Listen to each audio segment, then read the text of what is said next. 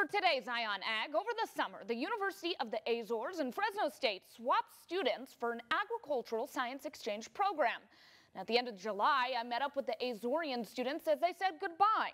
Now, after settling back home, Fresno State students sharing their experience.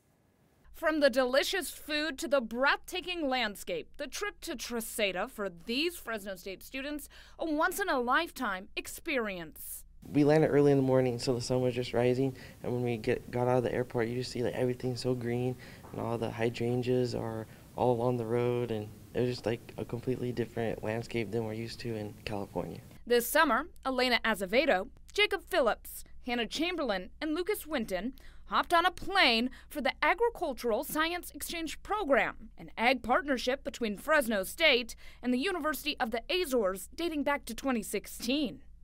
Awesome. It was really cool. Definitely recommend it. And I'm Portuguese, so it was kind of cool to go back to the old homeland.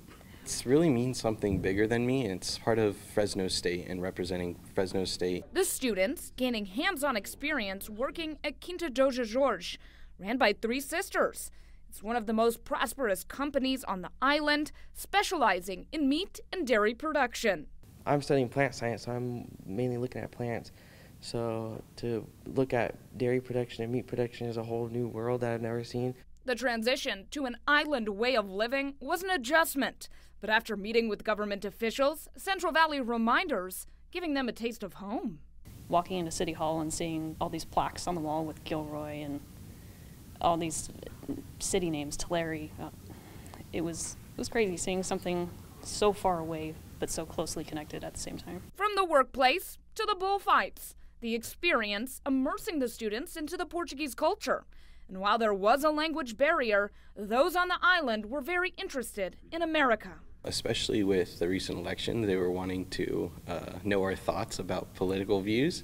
And it was interesting to see theirs of how they see it from an outside view. After a month of exploration, work, and different meals along the way, the 9-hour flight home bittersweet, with one student happy to return to a California staple. I really miss In-N-Out, if I'm being honest. So that was kind of my one. I was excited to come back and get some In-N-Out, but honestly, it was a lot of fun. I was pretty sad to leave.